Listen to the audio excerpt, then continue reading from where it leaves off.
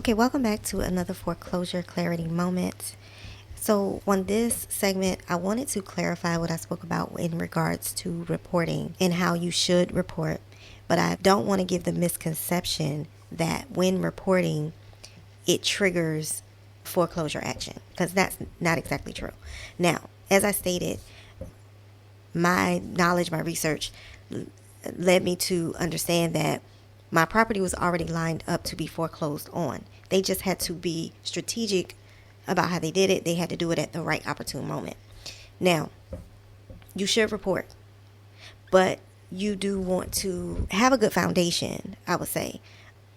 You want to make yourself aware of how to address court action too, because they might try. But in my situation, I know that they had to wait until they could strike with a so-called foreclosure action. I believe that some key things that I did that led to me being flagged for foreclosure, like I said before, mispayment ever happened, right?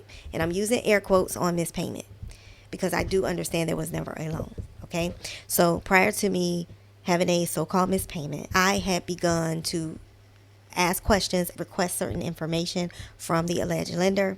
I believe that may have flagged my account. Also, I had begun to do reporting, and I believe that also flagged, right? This is what I believe happened, that I had done certain things to kind of flag my property as they're up next. I'll go in later maybe and give you some other theories. So I believe time was a part of it as well. And like I said, I'll go into that, where the time comes from. Like from the time of purchase to when they decided to pursue a quote unquote foreclosure. It was a timing matter. They were attempting to make it easier for them to make the claim that they wanted to make, right? And this is based off of the so-called buyer not really having full disclosure of what had transpired. But again, because I had begun to learn about how this really worked, because I started asking for certain things, which I was remaining in honor. And remember, these entities do not act in honor. So I was remaining in honor. But what I know now is you do have to be strategic. You do have to keep good documentation, because these entities don't act in honor. They only act according to being held accountable. So you have to remember that. So I don't want to discourage anyone from reporting and believing that reporting is what triggers them to try to go after you for foreclosure. Make your record at all times. Report as you need to report.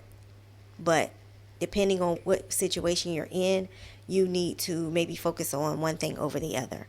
If you're in jeopardy of foreclosure and you already know that, I did not know that when I was doing my reporting, because again, there was no quote unquote mispayment.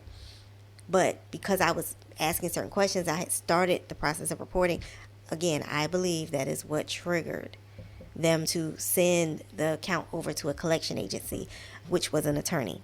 That's my belief. Do your reporting. I would say be maybe a little more strategic about your reporting.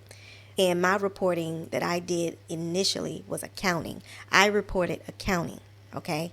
So there's other types of ways you can report for accounting purposes. So just keep that in mind. And hindsight being 2020, I would have did my reporting in a different manner. I would have prioritized reporting one way first and then the other way. Now, if you're not in any delinquency, you can just simply go the accounting method route, because there's no delinquency or there's no threat of delinquency. So you can probably start the way I started, which was the accounting part of it. So just keep that in mind. I just wanted to make that clear. I want it to be clear that reporting does not necessarily trigger them to target you for foreclosure.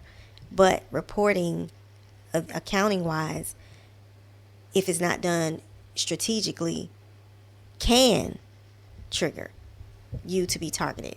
But I believe there were multiple reasons. I think it was a time thing, from as far as, again, the time that the home was purchased until the time that they decided to initiate foreclosure action.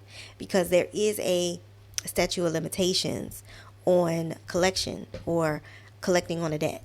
So that's a part of it. Just dropping a few little tidbits of knowledge here. But there was a strategic manner in which they decided, hey, we're going to go after this property. I believe there was multiple things. Again, reporting, accounting was one. Two, I believe because I was asking for certain things from the lender, the alleged lender, that triggered them. And 3, they were up against the clock, if you want to say that. And the more you understand the law, right, and you can put it in writing, then that is your cover and your protection, especially if they choose to go after you. So this is multi-layered, but it's really about getting your house in order. It's about being in your rightful position, making the proper notifications that you're in your rightful position, reporting the accounting, which is what you should do, that most people don't even know that's what they're supposed to do, and knowing how to respond if it ultimately goes into a court. Now, mine was a non-judicial foreclosure, so their goal with a non-judicial foreclosure is not to go before the court. That is their goal.